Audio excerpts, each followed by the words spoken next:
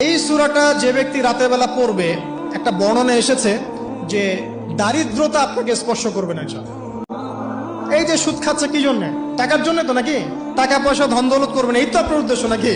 এই জন্যই তো মায়ের সাথে জানা করছে, তাই তো? আল্লাহ বলছেন সূরা ওয়াকিয়া পড়েন, আপনার দারিদ্রতা দূর হয়ে যাবে ইনশাআল্লাহ। বিশ্বাস হচ্ছে না? রিজিক কার হাতে? না, রিজিক তো আমাদের হাতে। এটা মানুষ বিশ্বাস করে না আসলে, এটা মুখে বলে। মানুষ মুখে বলে রিজিক আল্লাহর হাতে। মানুষ যদি বিশ্বাস করতো রিজিক আল্লাহর হাতে, তাহলে মানুষ কেমন করে সুদ খাবে? তারাই হচ্ছে আল্লাহর জমিনের সবচেয়ে শ্রেষ্ঠ মানুষ, যারা ফজর আর এশার নামাজ জামাতে আদায় করে। এরা নিঃসন্দেহে মুনাফিক না, আলহামদুলিল্লাহ।